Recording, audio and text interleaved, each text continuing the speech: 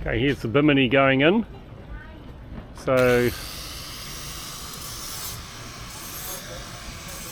there's about 6 or 7 of these fittings all the way along the top here.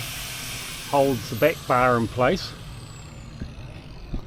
and then attaches onto the rail that supports the visor for the flybridge, and another one on the front there on both sides. And we're just cutting now this part of the Bimini frame to go out here, which heads off at that angle, and what he's trying to achieve is a slight fall down that way, and he's got it curved across. It's exaggerated of course, but the idea being that water never sits on it. And then it's built with these cross members going lengthwise, and they will be the exact distance apart to take the solar panels, and then we screw into the side of the solar panels through there. So it's actually going to be a really robust frame. Just give you an idea, this one here in the latest storm that went through here got ripped apart. So, you know, at the end of the day, a Bimini is susceptible, but there's only 2 fixing points there, whereas we're going to have 1, 2, 3, 4, 5, 6, 7, 8 fixing points across here, and 4 fixing points here. And then I think whenever we leave the boat laid up, or we're expecting a storm, I'll probably put a strop from here back up into the front of the frame. So it's pretty cool.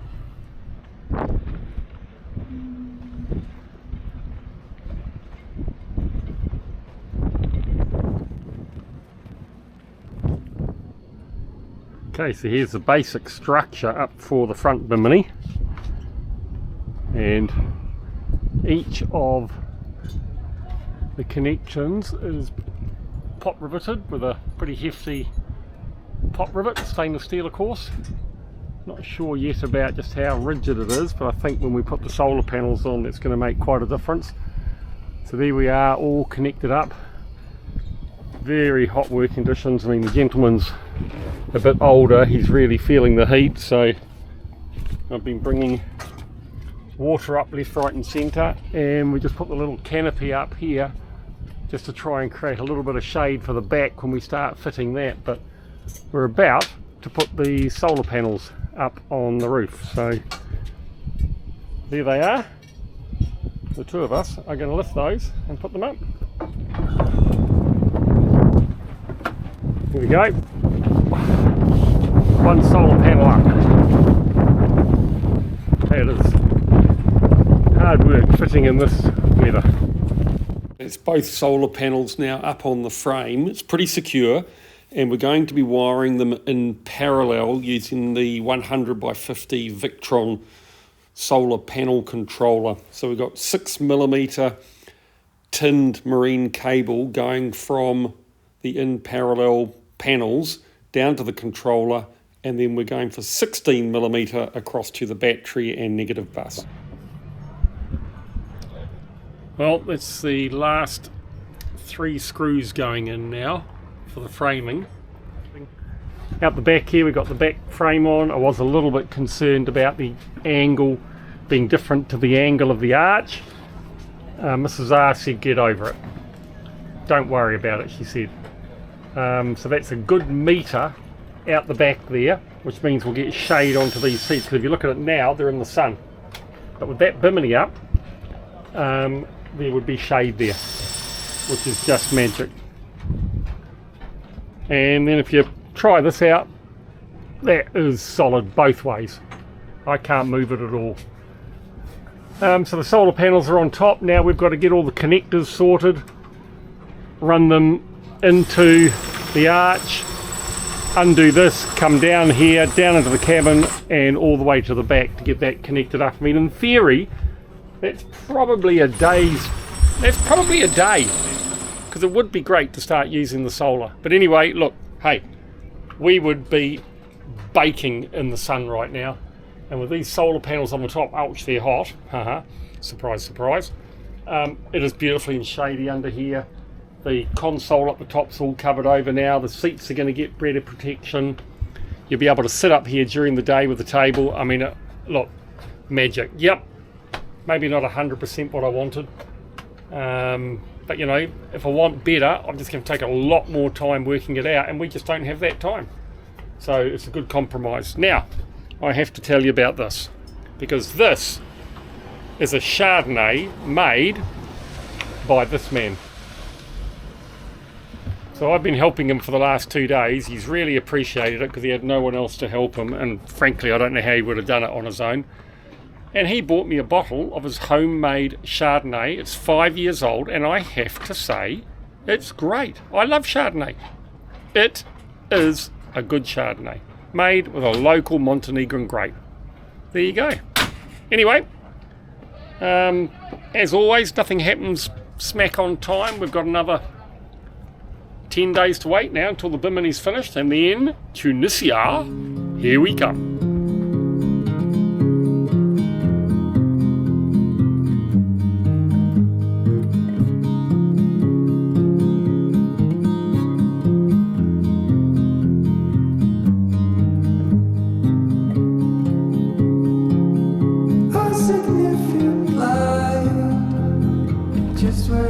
Here we are, this lovely little bay. There's Mark on anchor duty. Rodney is driving from the top, and in the distance there you can probably see a cruise ship. We're heading to Katoa for our final night with Rodney and Sybil and the boys. And this is the lovely bay we've been in, with all these, sharing it with all these boats, which is quite a few, probably the most that we've had for anywhere we've been. But still not as busy as what we did expect it to be at this time of the year. And this place is called Starry Malinki, well, that's how I like to call it. Might not be the perfect description. And it's very, very cute. And here we have the co-helpers at the back, and Rodney just bringing it up with a little bit of shade there from the panels. Excellent. Here is Mark, or how I like to call him, with the hair that he is actually. See now, are you going to speak showing up? I can't hear I you. will. I'll hear this. Hello, Mr. Gollywog. Okay, so I need a haircut.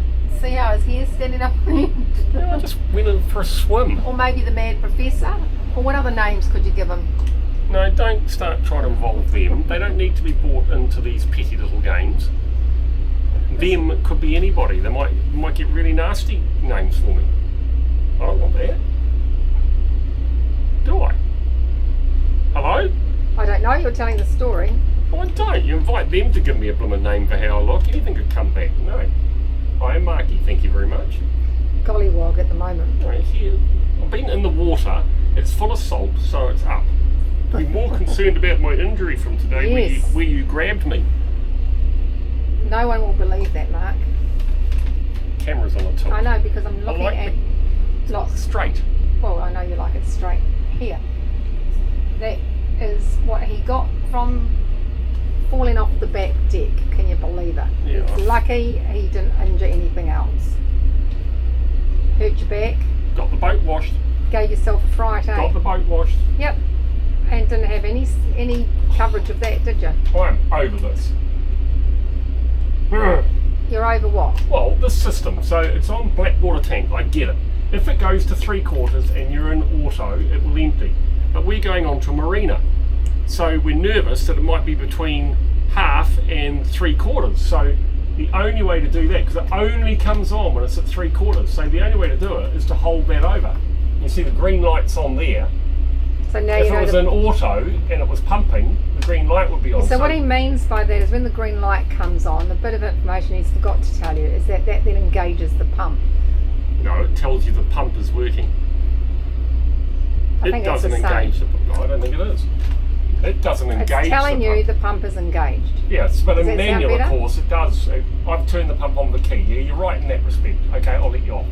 But I've been holding this, what, 2-3 minutes and nothing's happened. Hasn't gone down, but I'm assuming we're Hear dumping that? poo. Right, again. Pardon? Nothing, Marky. You'll see it when you edit it. Okay.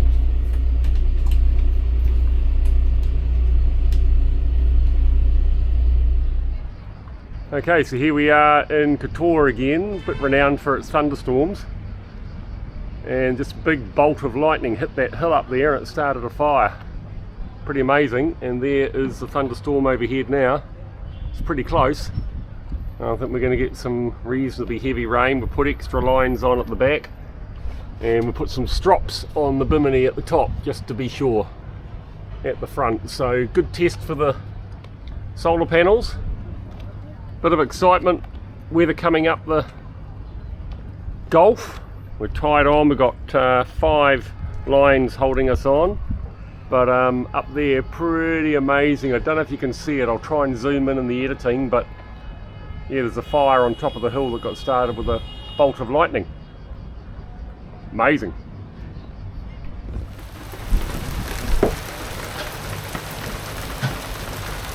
That is the heaviest rain we've just about seen the whole time we've been away since February. That is just so cool. Rain, rain, rain. So here's Mark checking Shit, that's hot. water problem. Come put your hand under that. So what did you do, Mark, to fix the water problem? What I did was undid what I'd done. Oh my God, can you speak English? So when I remember we had the water leak where the water pipe burst, and I replaced it rather expertly, I might add, with a full circle. When you say we had the problem but you fixed it. Yeah. You reversed the negative experience. Well, we had the problem with the water and I fixed it. So, but when I tightened up those, I remember someone on the YouTube said, tighten those things up with a spanner, Yep. not a screwdriver. And what did you do? I did it with a screwdriver. Oh, so you're I'm not just listening? changing things because one person on YouTube says do it. So the thing was, I went back down there and there's a little pool of water under the pump, and I thought, aha. So I had a look with my torch and there's just drip, drip from one of the screws that I'd tightened up. So I went to tighten it and it's a bit loose again. Or hadn't tightened enough. Or no, I think I had because I was pretty careful about it, but I think just with the vibration of the boat, the things seat and get settled. So now it's tight. And then the tempering valve, that if people remember, I turned to full cold because we lost our cold water and we now wanted to use the hot water system for cold water. I turned to full cold. It never got reset far enough for hot. I thought it was only one turn on the thing from hot to cold. There's about 3. So I now have it at 3 and I can't put my hand under that tap. So we lost hot water this morning. We now have hot water. How it worked for those 2 days afterwards, your guess is as good as mine. So are you going to lower the temperature? No, I'm not going to. No, not end the story. It's not over yet. I'm not going to lower it because all it means is that you meter how much here. But the point is, what it means is, with only a 40 litre hot water tank, it means that you're putting the smallest amount of hot water in and metering it with cold water. If we do it lukewarm, it's pumping all that water out and just throwing cold water at it from down below. It's pretty simple. So I can't put my hand under there. You should have been a plumber. That's why you I love plumbing. fixed it so quickly. I can see water. He doesn't like electricity. I don't like What did you electricity. say, I can't Jen? see it. That's why you fixed it so quickly. Yeah. Right, I'm out of here. So, but hang on. When Jen looked it up, though, it did say another thing. Oh, there could be a blockage, and No. Let me finish what I'm saying. It said that you might need to. Have bigger pipes. bigger pipes are always good. Always Okay. here to help. No extra charge. See, it's amazing, eh? See, when we make comments like that, we get in trouble. But when Right, they make finishing comments- now. Bye-bye. Okay, so today is oil change day again. Done another 250 hours, so time to do an oil change on both engines. Got the filters from New Zealand, mate brought them over, and we've got our 2 tins of 20 litres of diesel oil. Got the plastic bag to take the dirty filter into, and we've got a bucket just to make things nice and easy for measuring the oil to go in there. So remember last time, there's a whole video on this, or a detailed explanation of the video, but there's the oil change system. So we're going to do the port engine first, and we'll run that for a little while before we do the starboard. But we drain it using this, and then we refill it using that. So it's nice and easy to do an oil change, and then just a matter of getting the old oil filter off and putting the new one on. So that's today's job.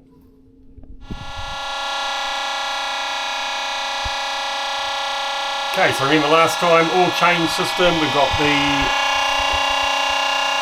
set to drain, port engine, both valves open, and it's pumping all that horrible dirty oil into this container, and then pure and simply change the filter, stick this in the clean oil, suck away. Alright, so here we are in Tavat, place where all things ship happen in Montenegro, and we're now into the stage of getting the Biminis installed. So the stainless steel's been done. A little bit disappointing. The guy tried to do it on his own. I ended up working with him for 2 days in the end, but you can see that. He dropped a pole, it's bashed the bloody gel coat. And I mean, I could show you, but you won't probably pick it up on the camera. Also dropped a couple of things on the table here. Don't know if you can see that. A little bit of a dint there. Anyway, good thing is the guy that's organised all of this is sending someone out to do the gel coat repair, Russian chap. And there's the gel coat that was provided to us by Telgren and Partners, or by Nordhaven, for such events as this. So no point in having gel coat if at times it doesn't get damaged, eh?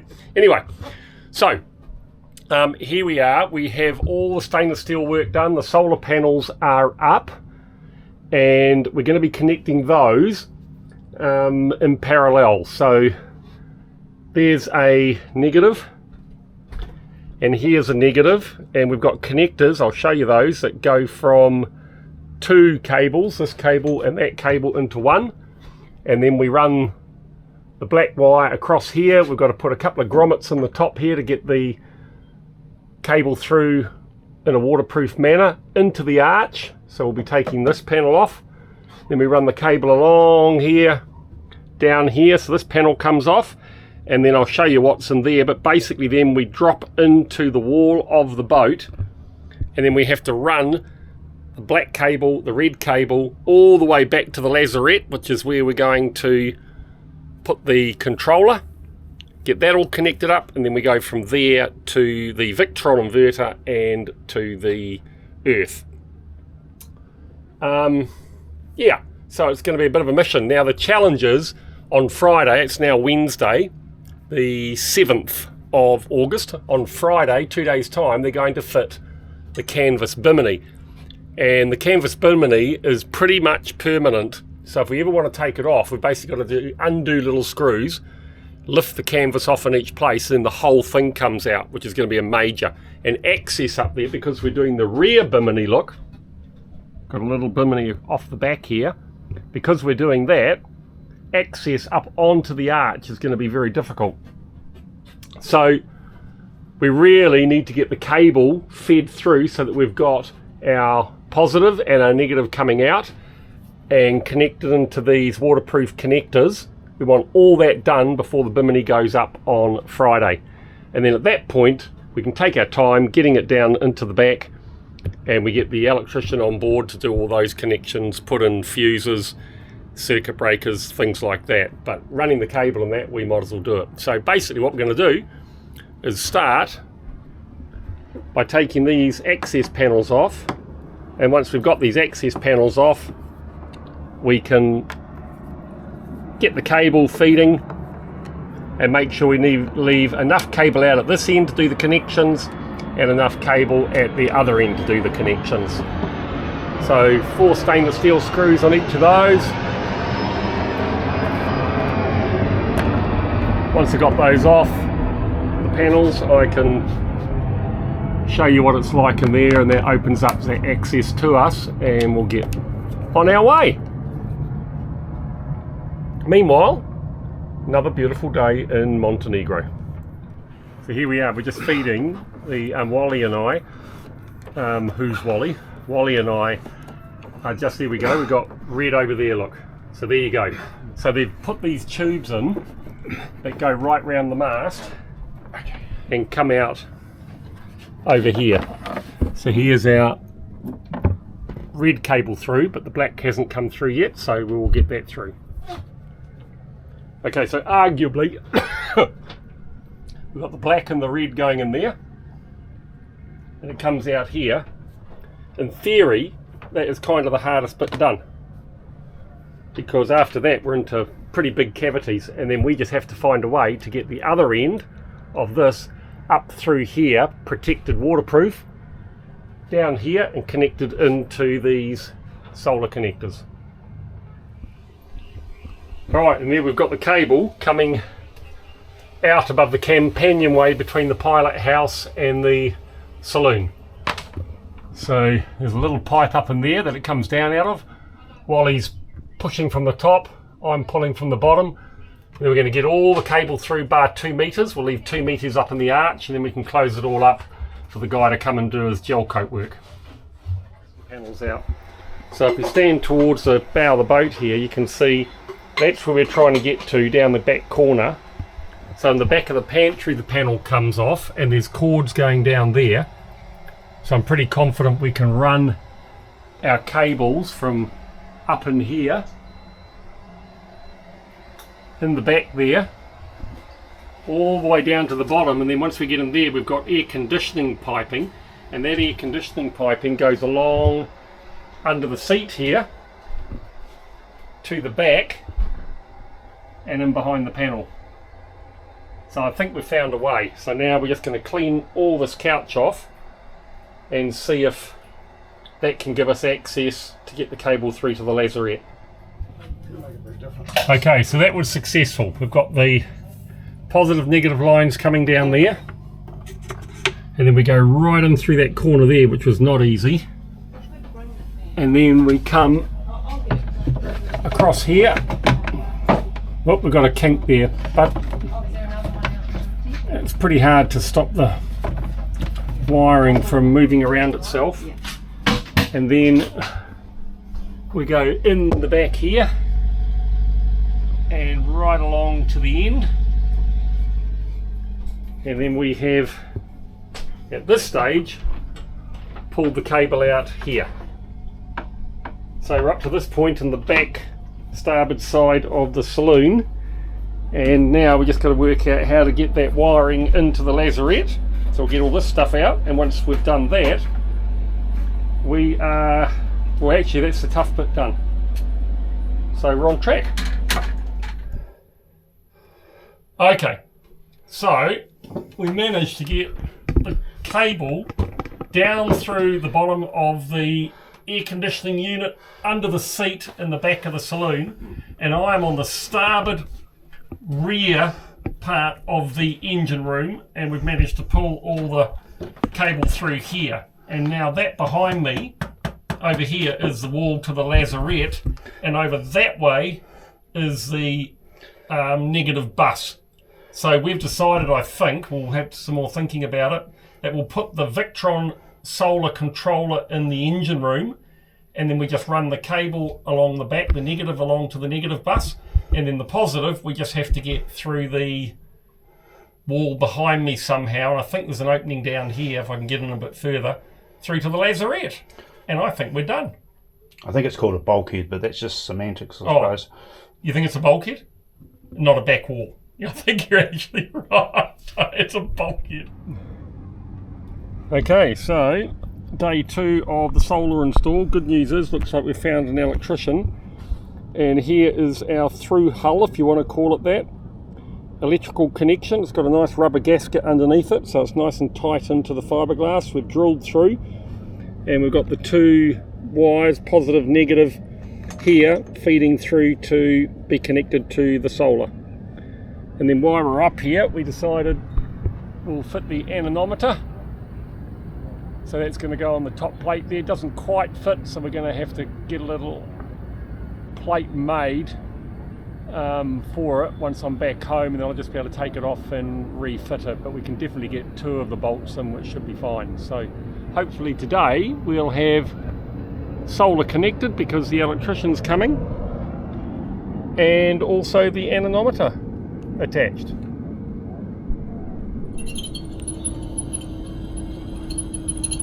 Trying to fit the anemometer, easier said than done. Drilling through bloody stainless steel is not easy.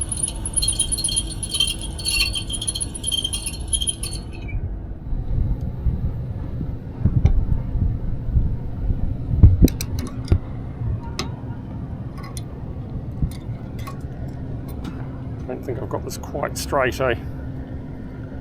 Not quite, but we shall see.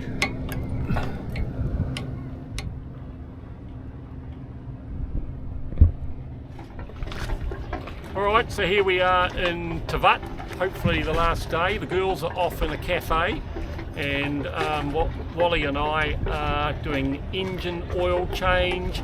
We've got the grommet out of the overhead arch, and we're waiting for the electrician to connect our solar up. And we thought in the meantime we'd come over to the wharf at Tivat and pick up some water. So we're plugged in at the back for water, and we're sitting here quite nicely on the dock until probably someone tells us to come and go away. Very, very nice.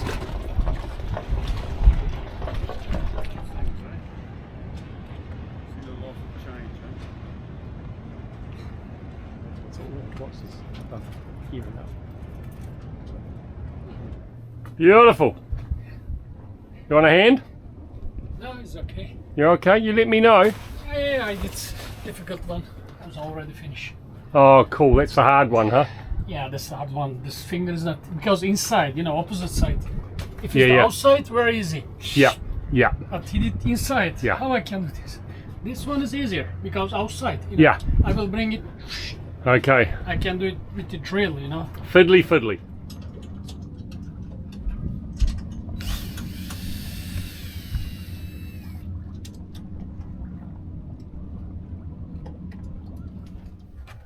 Okay, so that's the solar fit out basically complete, and that is the connection there, the single red wire going into the 24 volt DC bus, and it's got a 30 amp fuse set in line there. So I've just put the fuse in because we didn't have a 30 amp, well we had a 15 amp and blew it.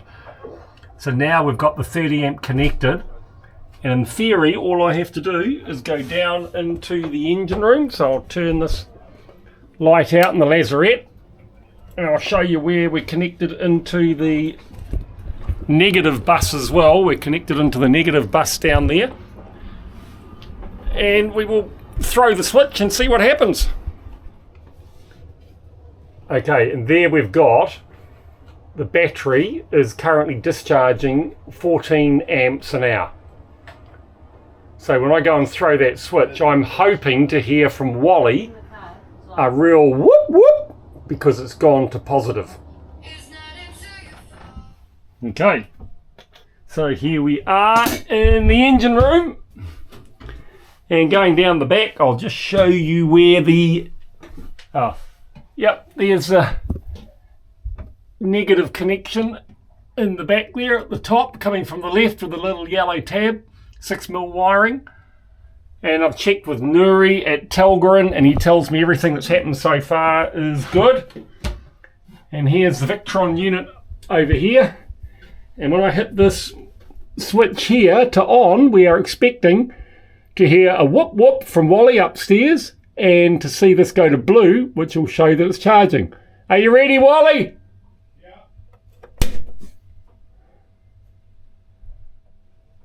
Might take a bit of a moment. Alright, that's not necessarily good news. So we're in bulk here, which means it's charging. So we've got +5. So we've gone from -14 to +5. So at this stage, it's running everything the boat needs and adding 5 amps an hour into the battery. So we're just going to monitor that, but I'd call that a success. We'll have a look at the maths later because I don't really understand all the maths for that. But by my reckoning, the solar panels currently are generating 18 amps.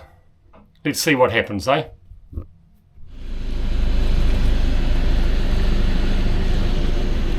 So we just come onto the wharf to drop Engen off. There he is, he's been on there.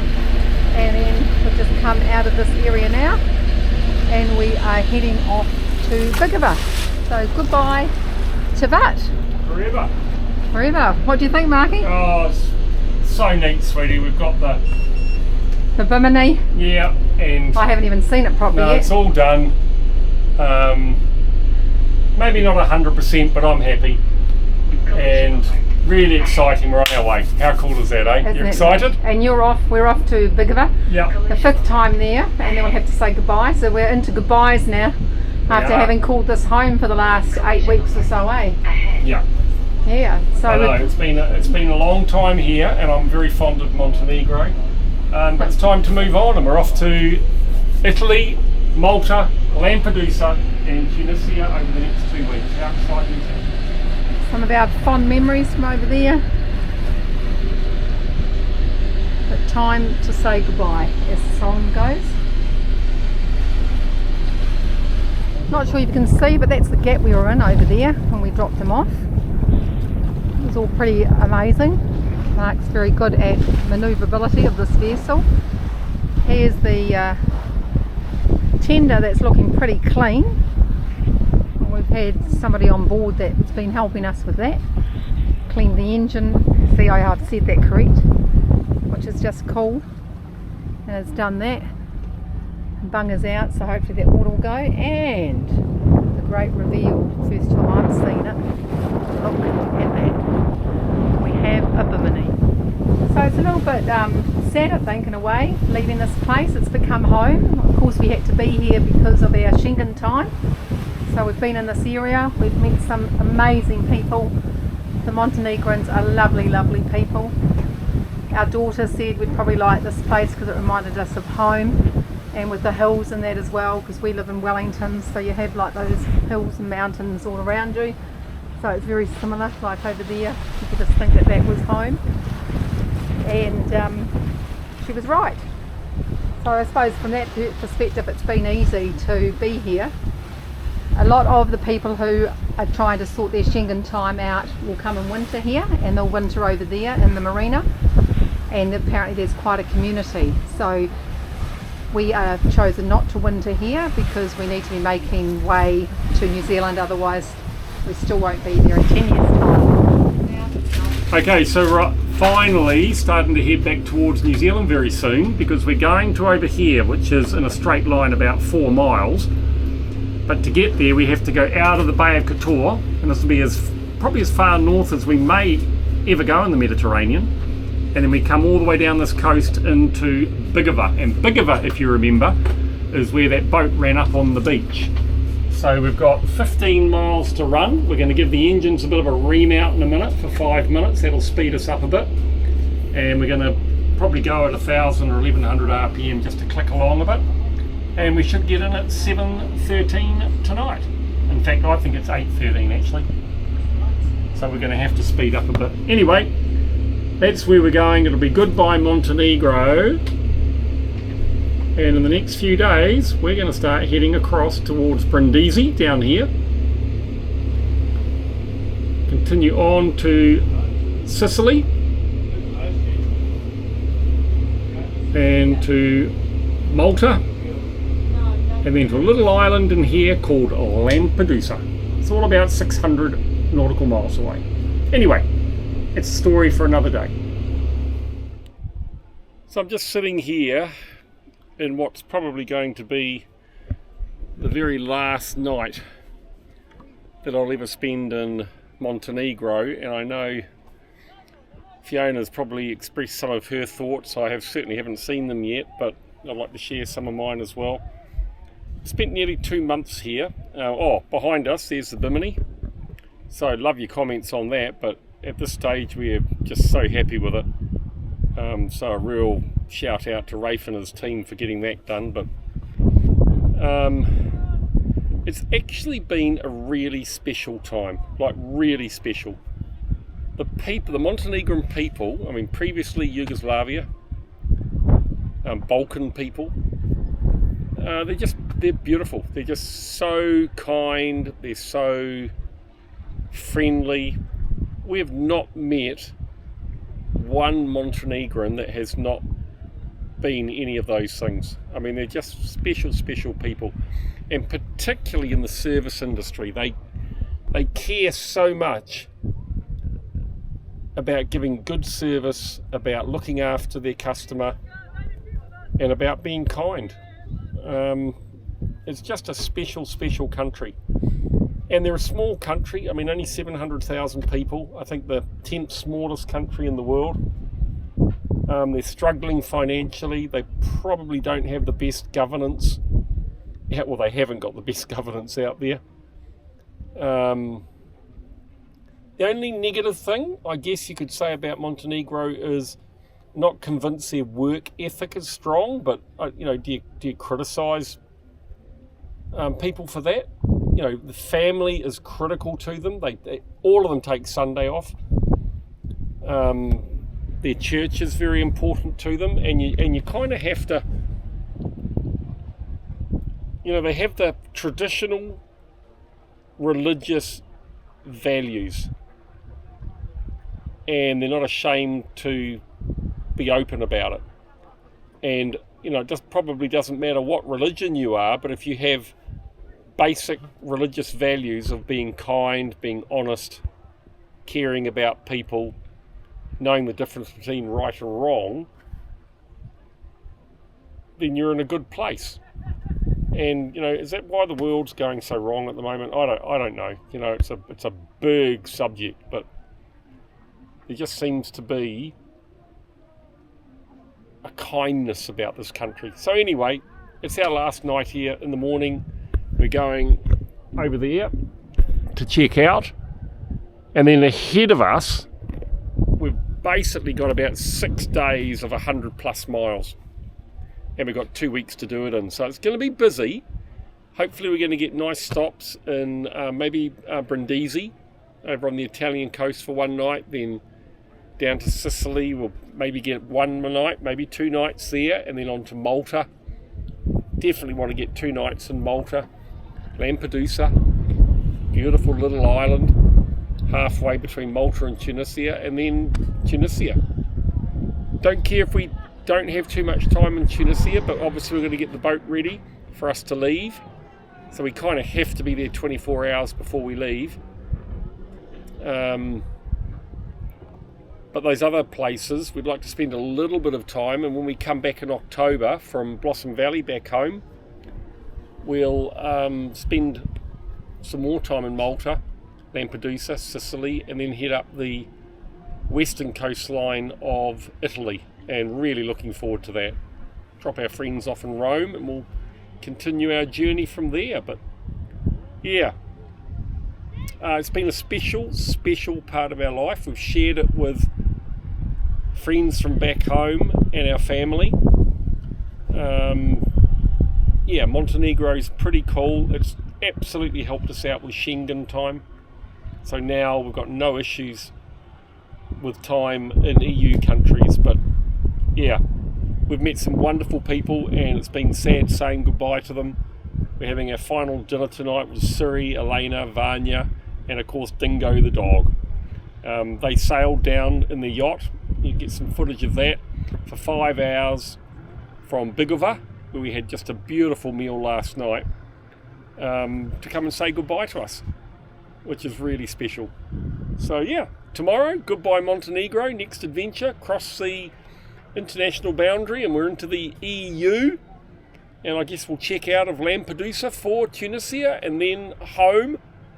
And for a while I was sort of dreading the time, not dreading the time, that's not fair. I was thinking I don't want that time to arrive, you know, I want this to carry on. But the closer I get, the more excited I am about getting home to catch up with family, friends, and I know once I get back there and time ticks by, I'll be really excited about coming back over to Awanui, NZ. So yep, it's been special, lots more to come.